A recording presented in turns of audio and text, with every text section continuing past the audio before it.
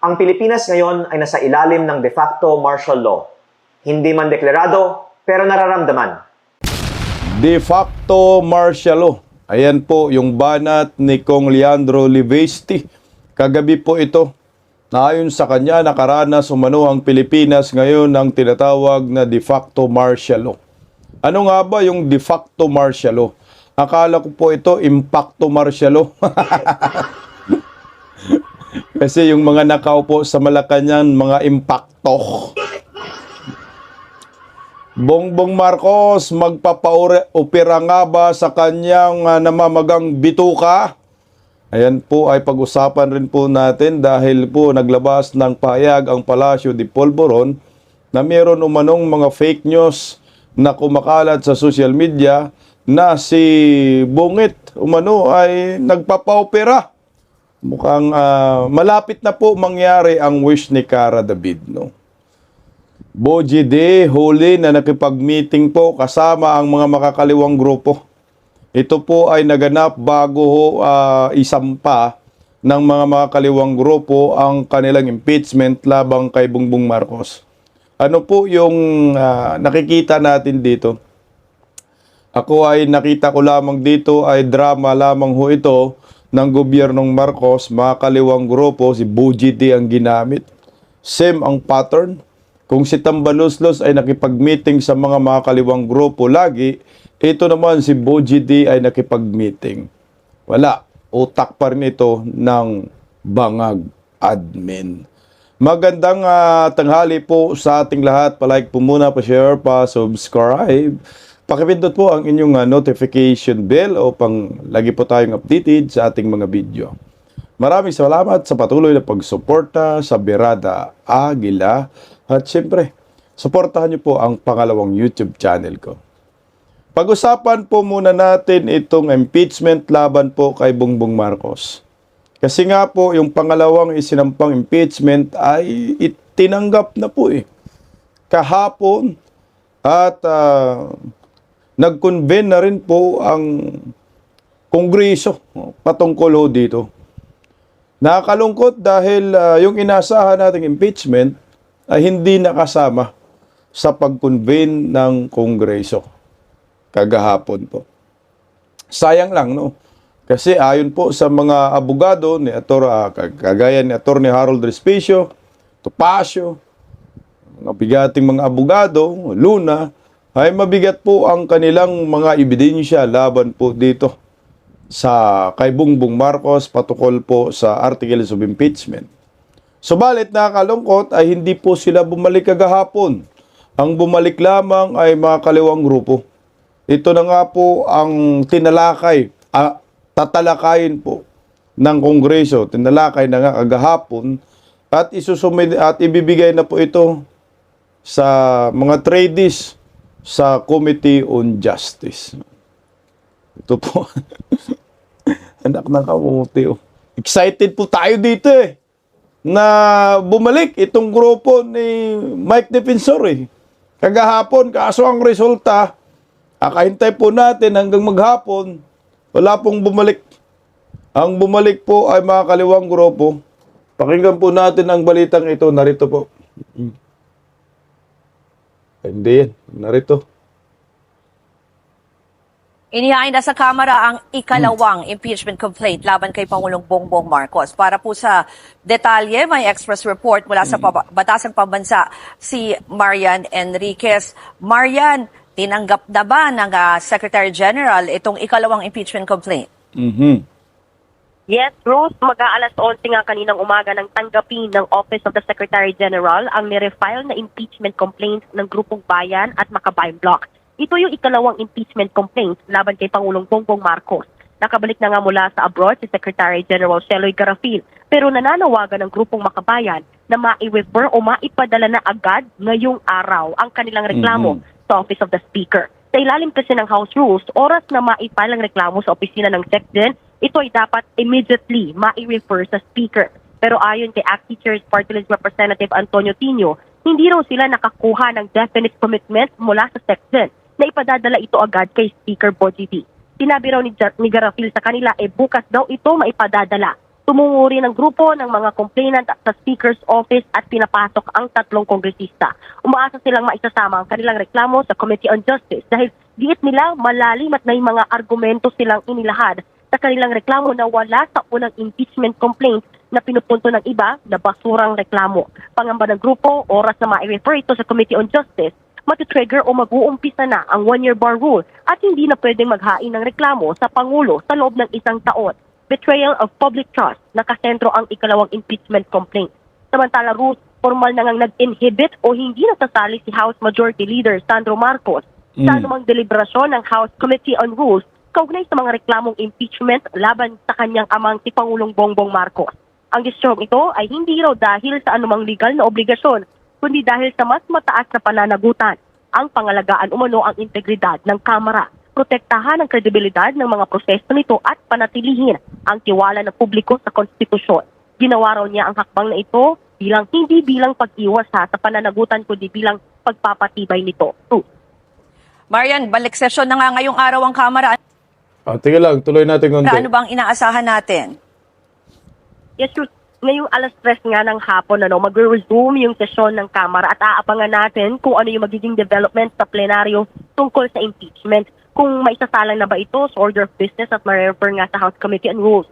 Basta kasi sa House Rules on Impeachment, meron lamang 10 session days ang Speaker para mailatag ito sa order of business at 3 session days naman para ma-refer ito sa Committee on Rules. Yan muna. O sa Committee on Justice. Yan na nga po yung nangyayari po kagahapon, no? Kapag convene po ng session, tinalakay na po eh. O nandyan na po sa kasama na po nila na pinag-uusapan yung impeachment. 2 po yung nakalagay sa kanilang pag-uusapan na impeachment, yung una at saka yung sa mga makakaliwang grupo. Nanghinayang ako sa pangatlo. Tuloy Yan muna ang latest. Dito sa Kamara, balik tayo. Preference of business, Ito na verified yun. complaints for impeachment, verified complaint for impeachment against President Ferdinand R. Marcos Jr., Ito na po yung pag-convene sa Kongreso kagahapon, yung mga verified impeachment, 2 po. So, ito, pakinggan natin. filed on January 19, 2026 by Attorney Andre R. De Jesus and endorsed by Honorable Journey Jet V. Nisay of Pusong Pinoy Party List. To the Committee on Justice. Verified complaint for impeachment against President Ferdinand R. Marcos Jr. filed on January 26, 2026 by Liza Largoza Maza, Teodoro A. Casino, Renato Reyes Jr., Attorney Nery Colmenares, Eufemia Pet Camimi Doringo, Modesto K. Modi, Torque Toque Floranda, Ronel Arambulo, Ronaldo K. Jerome Adonis, Joaquin H. Benaflor, Ming Archie Salvame Gomez, Jem Mia Antonio, Lucky E. Oralier, Clarice Joy A. Palse, Gerard Francis A. Palma, Ruby Ana Bernardo, Vladimir A. Cuetia, Maria Francesca E. Reyes, Emerenciana De Jesus, Jacqueline D. Ruiz, Ray Christopher Reyna V. Salinas, Manuel R. Baclagon, Emmanuel Acosta, Santiago Y. Dasmariñas Jr., Elizabeth Tabios Camoral, Nathalie Julia Q. Heralde, Aldrin Cabajes Parto, Kian Joseph Canaman Peralta, John Andre Malaca Alcala, Ronnie Manalo, Zenaida Zoriano, Arvin Escarial, Antonio C. Palmero, Tiffany Faith Brillante, Jacob Vergara Baluyot, Crisel Dafiel, Kathleen Gea de Guzman, and endorsed by Honorable Antonio L. Tino of ACT Teachers Party List, Honorable Sara I. Elago of Gabriela Women's Party List, and Honorable Rene Luis M. Co. of Kabataan Party List. Ayan na po, yung verified impeachment laban po kay Bongbong Marcos. So, 2 po ito doon sa, yung isa sa Pusong Pinoy at saka ito sa Makabayan Black. So, yung grupo ni Mike Defensor ay hindi po bumalik kagahapon. Sayang yung pagkakataon na pag-asa sana natin na maisama itong impeachment complaint ng grupo ni Mike Defensor at Attorney Ferdinand Topacio. Hindi natin alam ano yung reason nila bakit hindi po bumalik. Kasi yung mga statement po ni Mike Defensor, walang gana daw sila na bumalik kasi nga alam na po nila yung unang impeachment, yun po yung tatalakay na. Kaso nga ito, nagsamiti sana sila ng impeachment, o kagaya ho nito. Yung Makabayan Block, yung impeachment nila, sinama ho. Di nasama sa pag-uusapan. So mamimili po yan sa tatlo. Siguro magkaroon, kung tatlo po yung natanggap na impeachment ng Kongreso, so mamimili yung tatlo kung alin po ang i-refer sa Committee on Justice or magkaroon ng consolidation. Para at least paano lumaban tayo, no? Kasi sinasabi kasi nila, sayang lang din daw yung panahon pag bumalik tayo dahil nga alam na natin yung unang impeachment po, yung i-refer sa Committee on Justice. What if nakikita ko ang mare-refer po ay yung sa Makabayan, kung meron tayo, masama rin po tayo. Yun yung iniisip ko Sana sumugal na lang din po, total, nandun naman kayo, pinaalam nila sa buong mundo na ito maganda tong aming impeachment.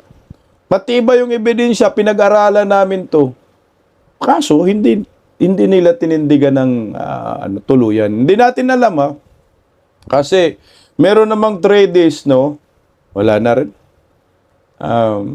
Hindi na rin makakahabol yan. Kahit na magsampa po sila ng impeachment ngayon, hindi na po rin matatanggap kasi nag-convene na ang Kongreso. Pag nag-convene ng Kongreso, yung impeachment, kunyari ngayon, pupunta sila Topacio, hindi na rin tatanggapin yan. Kasi nga, meron ng naunang impeachment na nasalang na po kagahapon sa plenaryo. So, sayang. Ako po'y nanghinayang dahil maraming ebidensya sila.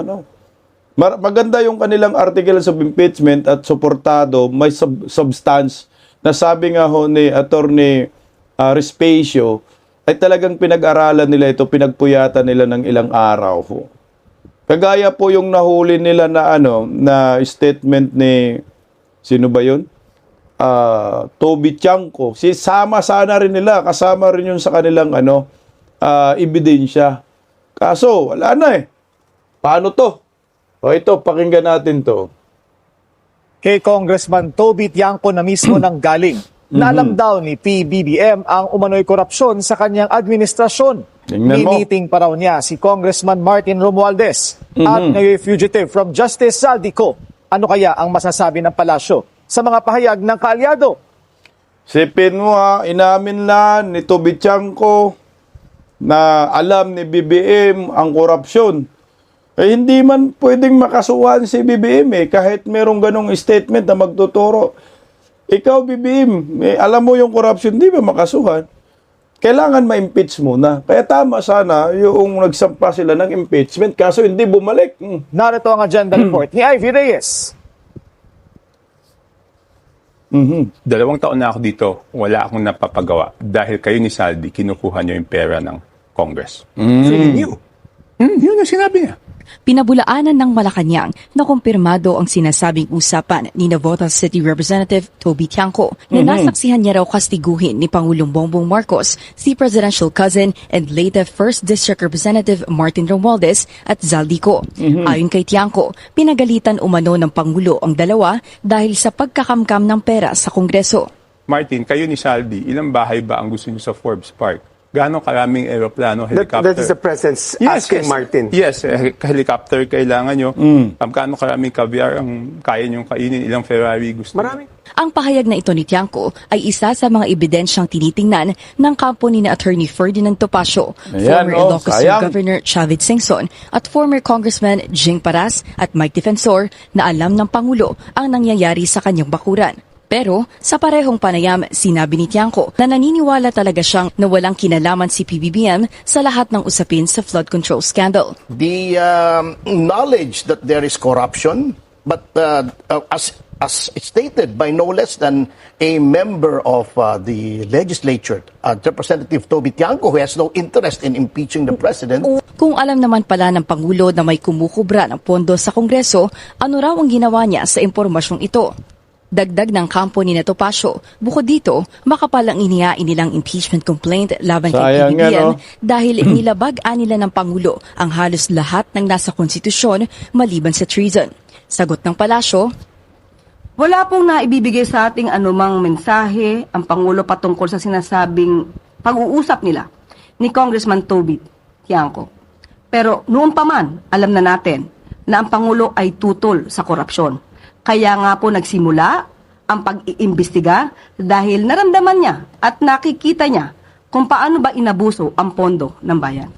si Tiangco ang campaign manager ng administration-backed Alyansa para sa Bayan noong 2025 midterm elections. First cousin din ni Romualdez ang asawa ni Tiangco na si Michelle Romualdez. Ang mismong nagsabi daw kay Tiangco na dumistansya kay Romualdez dahil masisira umano ang kanyang asawa kapag sumama sa kanyang pinsan. Formal lang inihain ang pangalawang impeachment complaint laban sa Pangulo ngayong araw at sa pag-recuse na presidential son sa pag-usad ng impeachment complaint, saan kaya hahantong ang huling 2 taon ng Pangulo? Wala. Pupunta tayo sa Komuno. Yes, yes, yo, Topacio! Nanginumin naman, talagang ako nangihinayang ako Doon sa pangatlong impeachment, wala. Hanggang dun lang. No? Kita mo, malita-malitang dokumento, ebidensya. Pati ito, statement ni Toby Tiangco, magagamit talaga yan.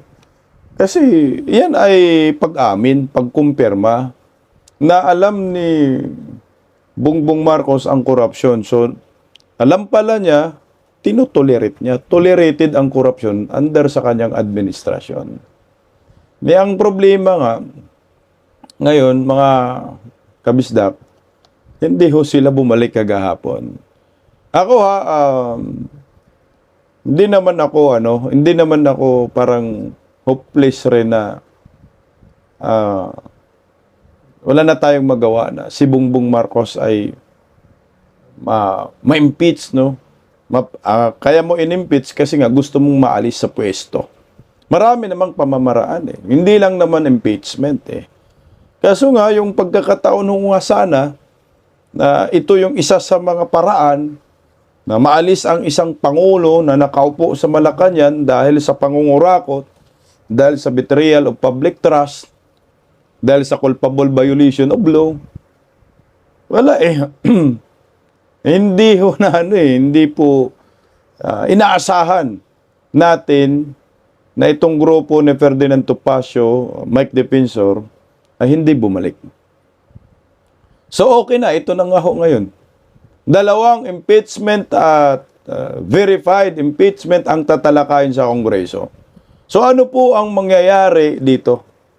Hindi po ako naniniwala dyan sa impeachment ng mga kaliwang grupo. Mga buang sila. Lalo na yung nauna, hindi talaga ako naniniwala. Promise. Yan ay pakawala ng palasyo. Hindi po sila lehitimong oposisyon. Sila po ay mga bayaran. Tuta rin po yan ni Bongbong Marcos. Tuta rin yan ni Sandro. Tuta rin yan ni Romualdez. Bakit? Tingnan mo to si Bojid Pagkatapos, bago magsampa ng impeachment itong mga hinayupak, siguro kumain muna sila. Saan ba sila kumain? Nag-almusal muna kayo? Kasi sinampa po yung impeachment 11 So siguro almusal po ito. Kasama yung mga kaliwang grupo. Ito na ho tayo. Ngayon, kumbinsihin nyo kami na totoo yung impeachment na sinampa ninyo. Pilit nyo kami paniwalain. Pero mahirap maniwala Tingnan mo si Bojid Tingnan mo yung mga nagsampa ng impeachment. Si Rinico, si Liza Masa, si Tinio, si Franz Castro, nandyan din. Parehong damit. bago sila nagsampa, kasama si Bojiti. So, pinagluloko tayo. So, drama nga itong impeachment na ito. Useless! Yes, you Topacio. Ang inahasahan po sana natin na impeachment na talagang may makikita tayong pag-asa, ayun yung kay you Topacio. Kaso ang problema, hindi bumalik. So, wag na po tayong umasa pa na sa impeachment na ito. Wag na po tayong umasa pa na magsampa ng impeachment sila kasi hindi na po pwede yan. Matik, hindi na po tatanggapin yan. Kasi nga, nandun tapos na Malamang ngayong araw, nasa Committee on Justice na. Hahabulin nila Topacio, kunyari ngayon. So, lalong komplikado. Lalong sasakit ang damdamin ng maraming Pilipino dyan. Huwag na lang kayo humabol kasi wala naman Kasi magugulo na naman. Gagawin naman komplikado. Pero kung kagahapon sana yon, wala na. Nasama na sa order of business ng Kongreso. Nakasama na Bakit sa mga kaliwang grupo? Anong nangyari? Kailangan magpaliwanag sila ni Mike Defensor at Ferdy Topacio. Bakit hindi sila bumalik kagahapon? Kung babalik sila ngayon, may pag-asa pa ba? Wala na, hindi na po makasama sa business of order Pero tingnan natin kung babalik sila ngayon kasi sabi within 3 days, kailangan maibigay na po ng mga kongresista sa Committee on Justice pagkatapos nila maisama sa business of order kagahapon. Sayang na sayang talaga anak ng gagawang. Anyway, may pag-asa pa naman. Kung hindi ma-impeach, di man talaga ma-impeach yan dahil yan ay mima lang, drama-drama. Tingnan mo si Bojid Sa ano na lang siguro tayo? Sa bitukang namamaga. Hintay natin ngayong araw. Anong mangyayari? May paliwanag ba sila ni Arthur ni Ferdinand Topacio? O ito na lang. Baka may pag-asa po tayo sa wish ni Cara David. Alam mo, ako po talaga, naalibadbaran, no? Mga kumakalat sa social media na di umano'y inooperahan si Bongbong Marcos sa bituka. Sino ba nagpapakalat nito? Sila lang din Kampo ni Bangag para may mapag-usapan. Tapos kagahapon yung press con, tinanong si Chucky Clear Anong sabi? Chucky Clear, anong nangyaya balita na inoperahan daw sa bituka si Bangag kasi nga namamaga bituka niya. O di ba kaya totoo? Hindi mo na inoperahan. Baka noon siya milang. Yan na lang. Dito na lang tayo babawi. Sa wish ni Cara David. Pakinggan po natin ang balitang ito na di umano'y fake news. Yung balitang inoperahan sa bituka si Bangag. Fake news. Yan ang sagot ng palasyo sa mga ulat na operahan naman si Pangulong Bongbong Marcos dahil sa impeksyon sa bituka. Live mula sa TV5 Media Center, nangungun sa balita si News 5 Palace Correspondent Maricel Alili. Maricel, kumusta na ang kalusugan ng Pangulo? Lord Chigi, malinaw yung naging pahayag ni Palace Press Officer Undersecretary Claire Castro. Itinanggi niya yung mga usap-usapan na baka kakailanganin ni Pangulong Bongbong Marcos na sumailalim sa operasyon matapos ngang lumabas yung diagnose sa kanya ng kanyang doktor na meron siyang diverticulitis. Matatandaan natin kasi na nung Wednesday evening last week, isinugod siya dyan sa may St. Luke sa Quezon City dahil nga daw sa discomfort. Pero ang paglilinaw dyan ni Jose Castro, hindi totoo na kailangan sumailalim sa surgery ni PBBM. Stable daw yung kanyang kondisyon at back to normal na ang kanyang mga activities ngayong araw. Wag na magpa-opera, Nyor. Sayang pera, Nyor. Kukunin ka rin naman ni Satanas. Okay na yan, kaya mo naman. Back to business daw siya. Back to singhot ang buang. Baka dito tayo magkakaroon ng pag-asa na mapalitan tong animal na to. Pero kung yung sakit niya talaga malala na. Kasi pag sinasabi mo yung bituka na mamaga, may mga butas-butas na ba? Dahil sa kasinghot at kakainom ng mamahaling alak, talagang kailangan niya mag-undergo ng operasyon. Kasi may sintomas na siya eh. Discomfort, baka nabigla siyang nahilo, or baka may lumabas na dugo sa wheat packs. Hindi natin alam. Kasi mahilig man sila magsinungaling. Pero siguro kung ikaw, mahal sa buhay, ni Bangag, ganun talagang payo mo. Pirahan mo ng bituka mo. Kasi pag hindi mo yan operahan, bibigay ka.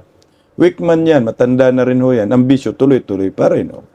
Nasa kanila lang. Ako, wag na para Presidente Sinday. Yan, kanina sa Malacanang, dumalo na nga siya doon sa Economy and Development Council meeting. Kasama niya yung ibang mga opisyal ng gobyerno. Kaya okay na raw ang Pangulo. Kakarating din sa atin ng advisory. Mukhang meron na rin siyang public event this coming Wednesday. So aantabayan na natin kung sakasakali, baka yan yung kanyang unang public appearance after nga niya madala sa ospital noong nakaraang linggo. Pakinggan natin yung bahagi na pahayag ni Jose Castro. Sa ngayon po ay masasabi natin maganda po ang kalagayan ng ating Pangulo dahil siya po ay kasalukuyang nasa meeting. Kung ano man mapag-uusapan, maaari kong maibigay bukas. So talagang malala si Bangag, no? Malala na yung kalagayan niya kasi bakit bigla ho siyang naglaho na parang bula, no? Putang ina nyo, pagbayaran mo talaga ang katrayduran mo kay former President Duterte. Pagbayaran mo talaga nyor ang katrayduran mo sa bayan, sinisingil ka na. Sinisingil ka na ho. Yan ang nakikita natin dito.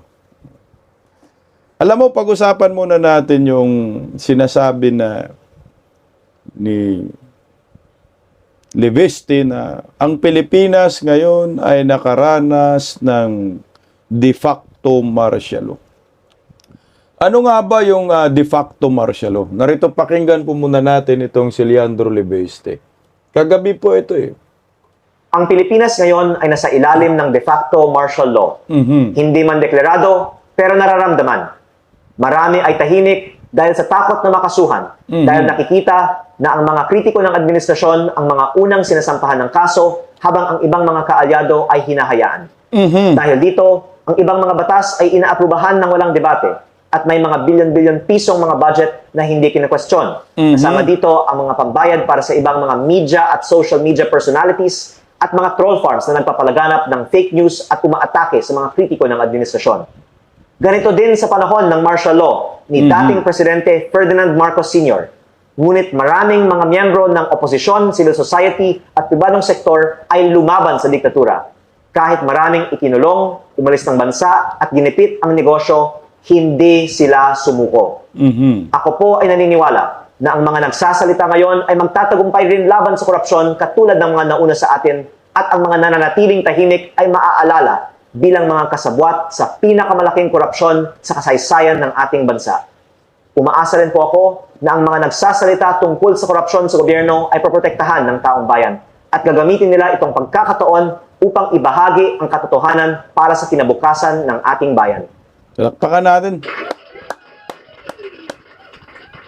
De facto martial law. Ito po ay nangyayari sa isang bansa o isang gobyerno na yung pamamalakad ay mistulang martial law. Ginigipit kagaya ngayon, ginigipit ang mga nagkikriticize, kinakasuhan yung mga nagkikriticize sa gobyerno, inciting to sedition, kung ano-ano na lang, agaya ginawa kay Pastor Kibuloy, kay Tatay Digong, hindi na nare-respeto yung batas, bend the law. Ito po ngayon yung Marcos admin. Martial law pero hindi deklarado, kaya ang tawag dyan de facto martial law. Kagaya itong si Leandro Leviste, yan, biktima siya ng tinatawag na de facto martial law. Si Tatay Digong, biktima ng de facto martial law. Mga political vlogger, biktima ng de facto martial law. Kinakasuhan, di ba? Inciting to sedition. Sila ni Pukes, ayan, biktima ng de facto martial law. Pagsisigaw ka ng Bongbong resign, kakasuhan ka ng inciting to sedition, rebellion. Yan yung halimbawa ng de facto martial law. Hindi deklaradong martial law, pero nakaranas po tayo ngayon ng martial law. Like father, like son talaga itong si Bangag. Junior at senior pareho. Ang sabi ni Leandro, ganun din yung nangyayari noon sa martial law ni Ferdinand Marcos Sr. Kasi yung martial law, di ba, 1972, bago mag-martial law, nakaranas na po ang Pilipinas ng de facto martial law sa pamumuno po ni Ferdinand Marcos Sr. Ayan po yung nangyayari. So ngayon, under junior admin, Bangag admin, ito rin po yun. De facto martial law. So mukhang mahirapan din kasi sila magdeklara ng martial law. Ano ba yung kanilang dahilan para magdeklara ng martial law? Mahirap na sa noon, medyo madali lang magdeklara ng martial law. Pero ngayon, pahirapan, kailangan may mga rebellion, kailangan merong mga terrorism attack, ganyan. Merong constitutional crisis. Pero putaki na yung ginagawa nila sa Mindanao hindi ba kaya? Yan ang pakay ho nila Magdeklara ng martial law, di ba yung RPG na inambush yung ampatuan? Ganun ho katindi. Ang nangyayari po sa Pilipinas ngayon, de facto martial law. Tingnan mo ngayon si Leandro Leviste, kinasuhan Iimbestigahan na ng House Committee on Legislative Franchises ang prangkisang iginawad sa Solar para sa Bayan Corporation ni Batangas 1st District Representative Leandro Leviste. Binasa na sa plenaryo ang motion kanina at i-refer na sa Committee on Rules. Ayon sa House Committee on Legislative Franchises Chairman Jeffrey Ferrer, layo nito mabigyan linaw ang issue o ilang issue sa kumpanya tulad ng sinasabi umunong paglabag sa prangkisa. Imbitahan daw ng komite si Leviste sa pagdinig. Git naman ni Ferrer, hindi ito pamemersonal at walang kinalaman sa pagsasalita ni Leviste kaugnay sa flood control scandal. Tugon ni Leviste, maganda itong balita. Nais daw niyang kunin ang pagkakataong ito para itama ang umano'y maling impormasyon sa social media tungkol sa kanyang negosyo. Wala, kalukuhan na walang kinalaman sa pagsisiwalat ng Cabral files. Kinalaman yan. Tangin na itong mga kongresista. Yan, resulta ng impacto martial law. Nang nanmomono, demonyong tao. Ayan po yung bunga. Kasi nga, ang purpose nila yan, mag-martial law tayo, dahil talo na tayo sa susunod na eleksyon, 2028.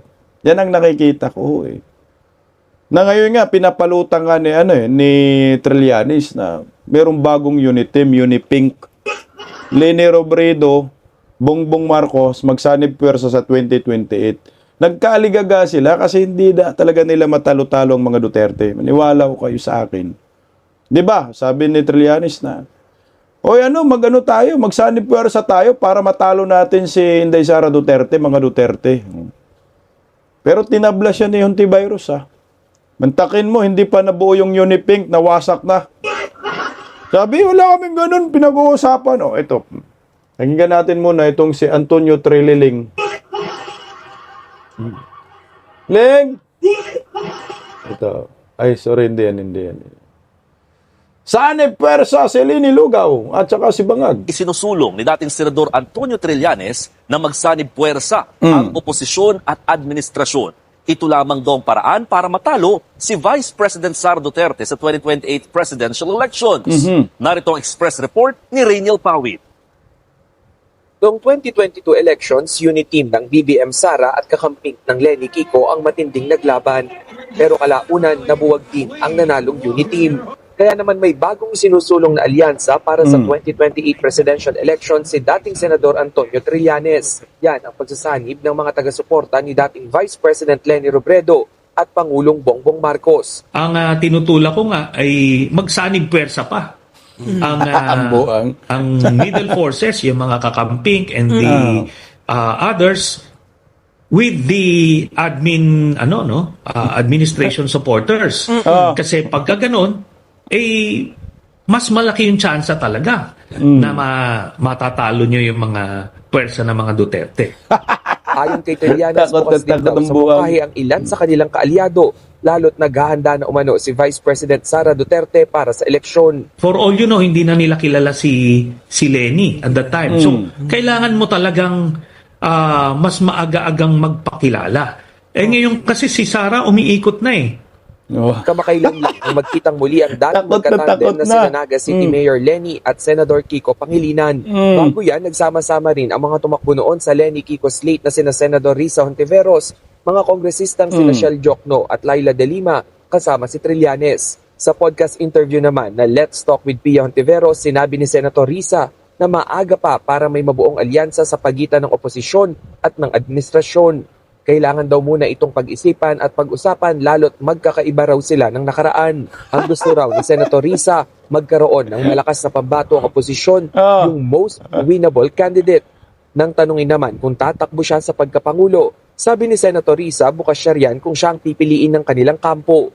Sa kabilang banda, bukas din naman daw si Hontiveros kung may iba pa silang mapipiling common candidate para mapag-isa ang oposisyon. Isa rin sa matunog na pambato ng kakamping sina Mayor Robredo at Senator Bam Aquino. Pero nauna nang sinabi ni Robredo na gusto niyang tapusin ang kanyang termino sa Naga City. Sa kampo naman ng mga Duterte, umuugong ang tambalang VP Sara at Senador Rodante Marcoleta. Ang nababalitaan namin ay si Senator Marcoleta, ang isang pumupustura bilang Vice President. Meron ding impormasyon na si Senator Cheese ay nag-a-apply din. But I think ang nangunguna o nakakaalamang dyan ay si Marcoleta. Ay, gusto ko yan, Trillanes, yung sinabi mo. Sa lahat ng sinabi mo, yun ang gusto ko. Vice President si Senador Marcoleta. Hindi daw kaya ang pwersa ng mga Duterte, kaya unipink tayo. Hindi talaga magkaintindihan kasi nga, bakit mo kukunin si Leni Robredo for president? Si Hontiveros, nangangarap yan maging presidente. So ano ang mangyayari sa kanya? Kukontra talaga siya. Tingnan mo, di ba? Ito may interview kay Hontiveros. Okay, I'm open to running for president and I will certainly support a common candidate because that's been my advocacy from the start. Tingnan mo, siya daw kasi pinakamalakas, si Our Lady of Insertion. Mas malakas siya kay Leni Robredo. Tatakbo siya presidente. Kaya yung tinanong kagahapon, okay na ba yung Unipink? Ayaw niya eh.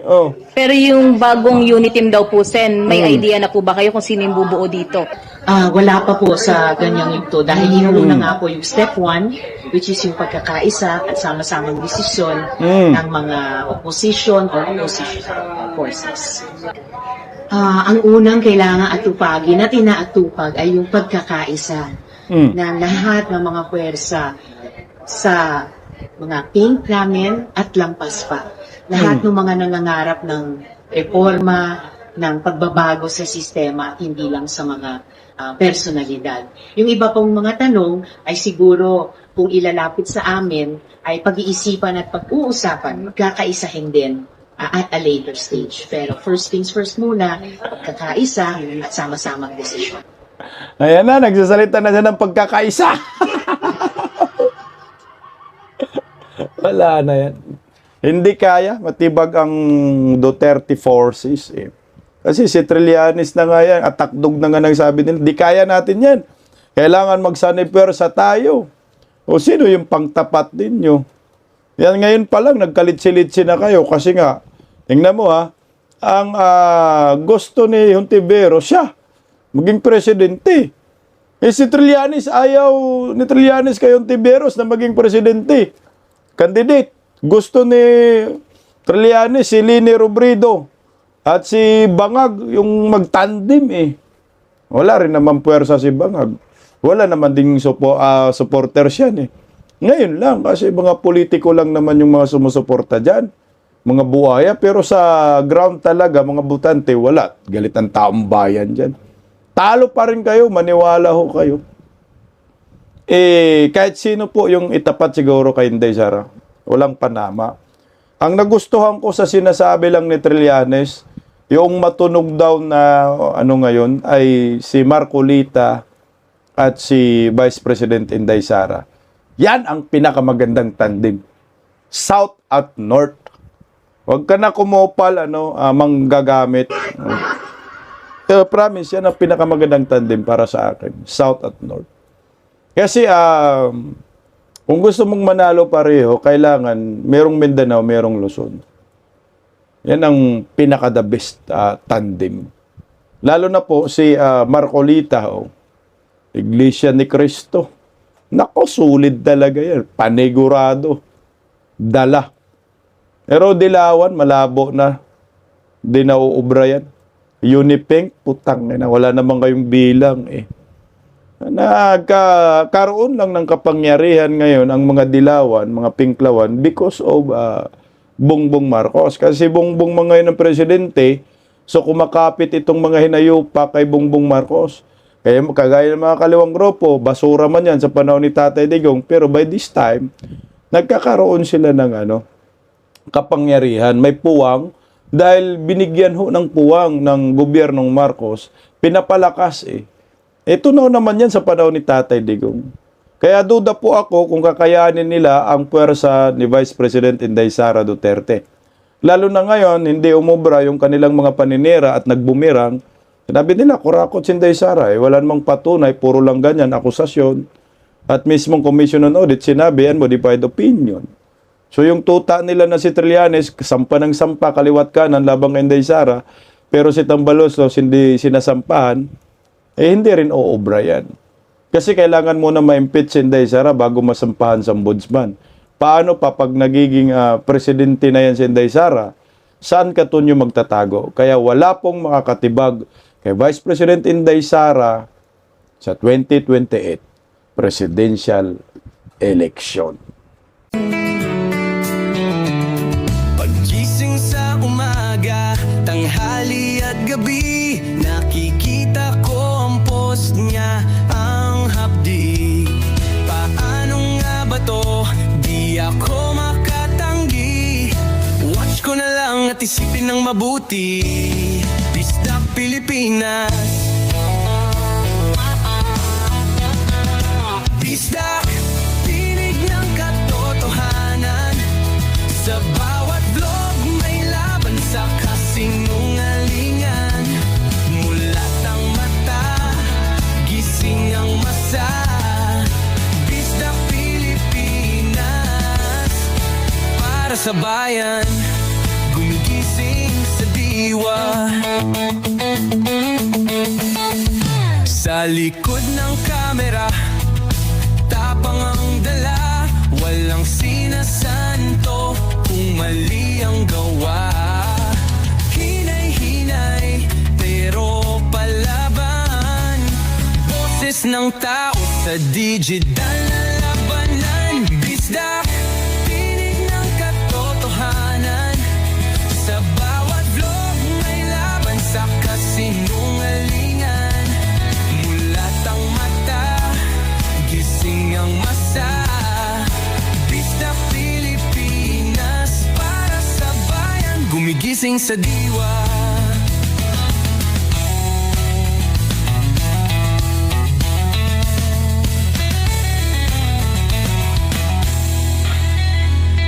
Hindi artista, hindi politiko, pero ang katotohanan, sigaw niya ay buo. Sa YouTube o Facebook man siya makita, may aral ka pa rin, may uwi sa bawat salita.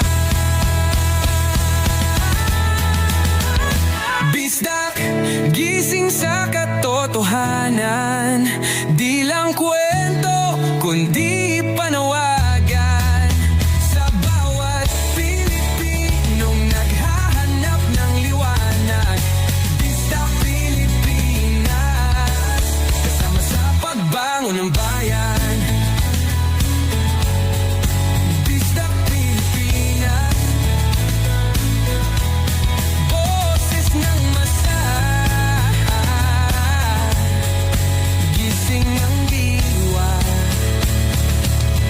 vlog mo, may pag-asa.